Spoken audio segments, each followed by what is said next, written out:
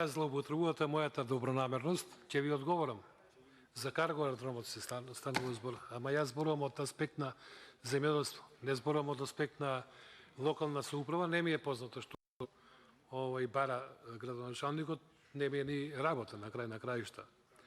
Ама, господине Чаракчиев, мислите дека можев да бидам и овака угладен во ракавици? Можев ја и подруго да зборувам.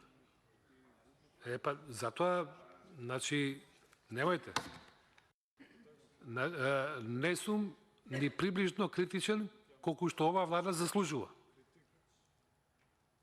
Македонскиот народ не сме да биде гладен.